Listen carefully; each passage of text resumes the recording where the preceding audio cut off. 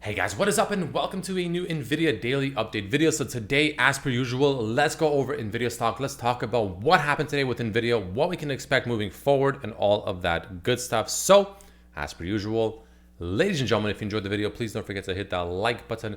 This is not financial advice, and I am not a financial advisor. And if you enjoy my technical analysis and you want constant updates on my thoughts and on the charts, etc., every day the market is trading as the market is trading as well. Pretty much live as I see it happen. I do have a membership section on YouTube. That link is down below. For just $3 a month, you get access to all my intraday thoughts, post updates, mainly on Tesla stock. For the $3 a month one, of course. Sometimes I'll share thoughts on other things like AMD, Intel, whatever. Or for $5 a month, you get access to that whole tier, everything I just mentioned, plus NVIDIA daily updates as well. Sometimes a lot more often than Tesla, depending on obviously how volatile NVIDIA is being. But nonetheless, that link is below. Would love to have you here. But jumping into it, NVIDIA closing the day up a nice respectable 2%, closing just above $138 per share, which of course compared to the market is arguably, in line / maybe a slight outperformance, but more or less we'll say ish in line with the market.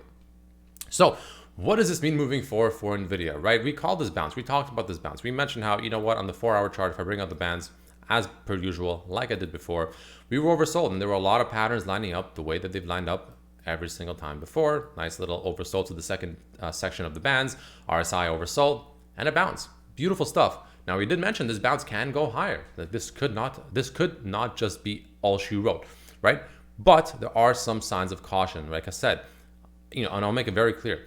This bounce I view as being essentially a dead cat bounce still, right? I view it as a dead cat bounce, which essentially a dead cat bounce is after a massive sell-off. A dead cat is essentially it's a relief rally. It's a rally to correct slightly that very, very aggressive and oversold conditions of just essentially very straight aggressive selling, and the market sort of relieves the stock a little bit, right? It's like almost like constipation, right? Massive constipation. You take some Pepto-Bismol, relieve yourself, and then you continue lower, right? I don't know if that's the best example to use, but that's I don't know why I thought that, but that's kind of the idea. So this is why I still view this as a potential, what could be a bull trap, right? Unfortunately, right? However, with that being said, it doesn't mean you can't still play the bullish side. And that's exactly what we called just a couple of days ago or on Wednesday, right? A lot of things lined up with the RSI and the bands, and now we're getting that bounce. Great.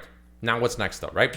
Well, like I said, if we take the Fibonacci's from the recent swing high to what seems to be the recent swing low, the first level on my balling is pretty much 140, and we got pretty damn close to it. So there is a chance that this is all she wrote. There is a chance that we do not go much higher than this whatsoever, maybe slightly closer to 140, but there is unfortunately a chance that this is all she wrote, because that's where that 382 Fibonacci retracement is. Now, if that's all she wrote and we actually do not go any higher than this, I'm not gonna lie, that would be pretty bearish. That would tell me that NVIDIA is actually weaker than I expected, because all we were able to do is push up to only just that 382 Fibonacci retracement, and then we'll at the very least come down for a double bottom, but I would expect us to go lower because this would show me some pretty decent weakness. What I want to see, however, from NVIDIA, it's a strong stock, and I'd be pretty surprised if we don't see it, to be completely honest. But I want to see it move up closer to the 144 to 145-ish region. That's where I want to see it move up to. That's where I want to see it reject, because that to me would show a little bit more strength, so the stock is not just completely and utterly weak. But I would still expect a rejection there, because that's where that 618 Fibonacci retracement is, right at around 144-ish, 145-ish. Best case scenario 150. I don't think we'll get there though, but watch for those levels. So watch really closely here and watch really closely here. Those are the two main levels, one of which I expect us to reject as of right now, to ultimately set what will be, of course, a lower high on the daily charts, which is going to be something to watch out for, right? Because again, we've been making higher highs, higher lows until right, until recently we made this lower high, and I expect now to set up essentially a lower low. Now I expect us to set up a lower high. So that's my general kind of analysis, I would say, right? The 4-hour bands, you can see we are starting to get to an area where we could see some rejection, right? The white line, you can see, I know there's a lot of lines. It looks maybe confusing if you're not used to looking at it, but I'm used to looking at it. But, you know, essentially the bands you can see, right, this is a potential area of rejection right here, where this median line on the 4-hour chart could prove some rejection, but it is still sitting at 141. So we do have a little bit more room to the upside. And a reason why I believe that there could be still a little bit more room to the upside is the 1 hour is setting up what looks to be, you know, what could be a bull flag. This could be a nice little bull flag setting up, a nice little sideways action, and then we move up even higher, one more leg up to about the low 140s.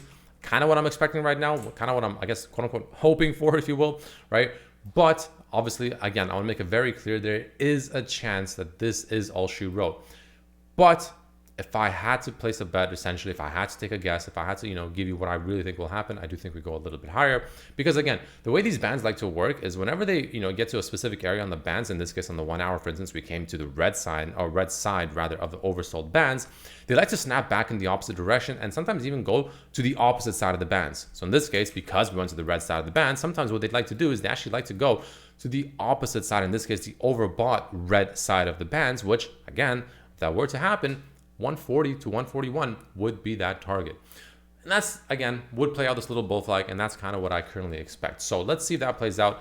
But again, I just want to make it very, very clear. Despite my short-term bullishness, despite me calling this bottom essentially, right? Despite me saying we will get this rally, or at least I think we will get the rally, obviously I didn't know, I still expect this to be a bear trap, or bull trap rather. I still expect this to be a lower high, and I still expect us at the very least to come down to this red line over here, essentially making a rough double bottom, or unfortunately breaking, which if we do, I do think we'll actually go probably decently lower, unfortunately, but we'll take it step by step, day by day. Nobody knows. But this red line, this red trend line, in my eyes, will be very important to not break, or if you're a bear, to break.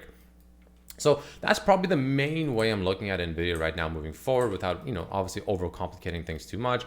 The market bias could potentially start acting as a resistance. Even if we go up to 141 to 140, could still act as a resistance. And of course, we have the Cloud 8 EMA acting as a little bit of a resistance, with the 21 EMA sitting at around the mid 140s, like 140.5 roughly. I mean, not literally 145, 140.5. Also sitting there as a potential resistance zone on the daily. So that's why, you know, if we do get this bull flag play out on the 1 hour chart and we do go higher, there is a chance 140, 141, that could be all she wrote, man. That could be all she wrote, which is around that 382 Fibonacci. Best case scenario, 618, closer to 145. I wouldn't hold my breath for it, but that's where I hope NVIDIA goes for. So watch for those two levels. I expect one of those to reject, and for us to, at the very least, make a double bottom, if not make another lower low. But ladies and gentlemen, taking a look at options flow very quickly. See what we have over here. Yeah, the bulls. I mean, sometimes I wonder what's the point of looking at NVIDIA options flow. It's pretty much always bullish. Every single time I look at it, it's just full of bulls buying money from, I don't even know. At this point, I'm convinced they're printing money from, at this point, I'm convinced it's Jerome Powell just printing money and putting it on NVIDIA or something. To be completely honest with you, it's just every time I look at it, there's just millions and millions of calls coming in almost every single day. And it's pretty ridiculous. And in terms of options flow, confirmed flow, 84 million confirmed for NVIDIA. So yeah, I mean, bulls are still stepping in. Excuse me. The bulls are still stepping in. The bulls still want to push this thing higher, but it seems like they always do. It doesn't matter what happens next. They're always stepping in. So that's my analysis. That's what I'm expecting moving into next week. Let me know what you think about it down below, ladies and gentlemen. But yeah, thank you for watching, and I'll see you for Monday. Peace.